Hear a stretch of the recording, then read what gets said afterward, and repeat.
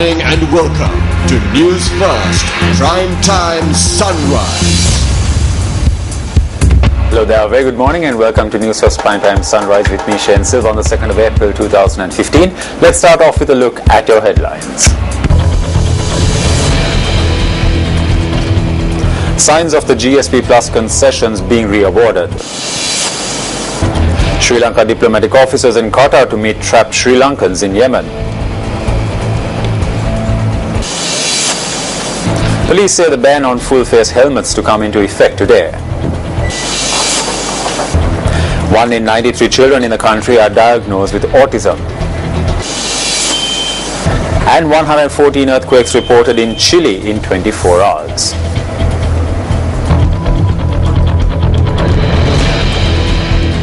On to your stories in detail now. Reports state that discussions with the European Union on re-evaluating the GSP Plus concessions on the apparel industry in Sri Lanka have been successful.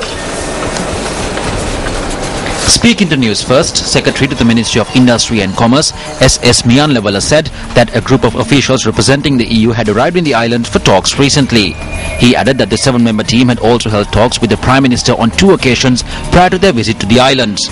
The representatives of the EU had expressed the intention to revive the GSP concession for Sri Lanka as they have a positive sign to do so.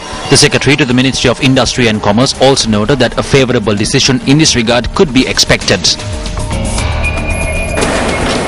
The Minister of Education has decided to appoint principals to 106 government schools to fill the positions that will become vacant by the 31st of December this year.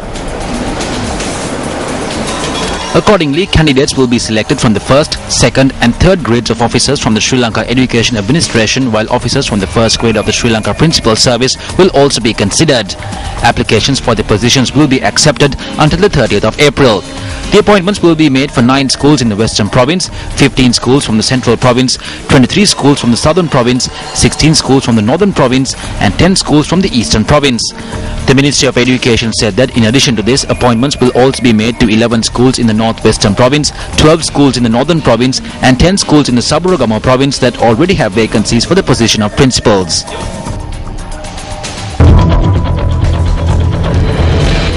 As mentioned in your headlines this morning now, the police say that the ban on full-face helmets will take effect from today. Speaking to News First, police media spokesperson ASP Ruwan Gunasekara had this to say. The ban on full-face helmets, which covers the face of the rider, will be implemented from today. However, the ban will not be strictly implemented at once. We are hoping to implement the laws gradually. The ban, however, will take effect from today.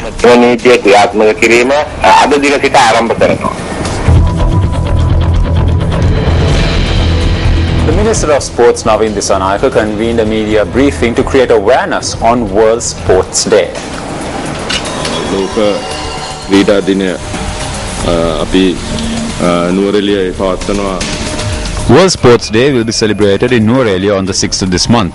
We are hoping to create a concept of sports in the minds of children and are hoping to carry out this task with the help of the Ministry of Education. It is very important to create that mindset in children. පාසල් දරුවන්ට ක්‍රීඩාව කියන සංකේතය ලබා දීම ඉතාමත් වැදගත්. The Ministry of Education also participated at the media briefing. The ministry has rendered its support to some of the national athletes under the Good Governance program. We recently took a decision to provide schools for the children of national athletes devoid of their political stance. This is what you call good governance. We were able to pass a cabinet bill to make arrangements for Sriyanikula Wansa to complete her degree, as a circular at the Ministry of Education would not have given her the opportunity to pursue her education. This was done in spite of her having opposing views about us.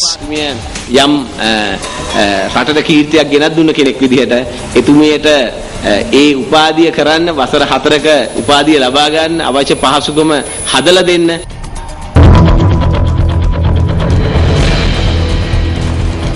The results of the enrollment examination to employ persons to the fishing industry in South Korea will be released today.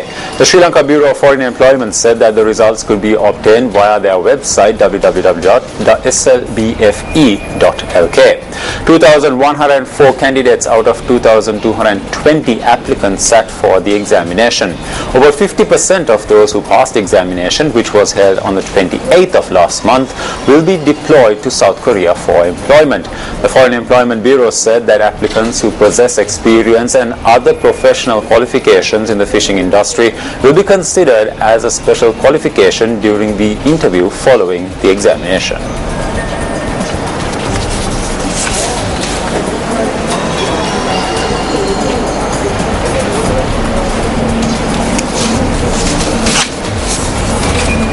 Today is World Autism Awareness Day. The Ministry of Health says that 1 out of 93 children in Sri Lanka are diagnosed with autism.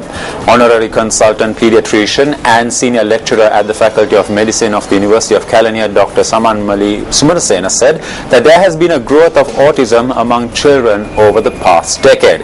Dr. Sumanasena added that by subjecting children who have been diagnosed with autism for treatment, its effects could be minimized to a greater extent.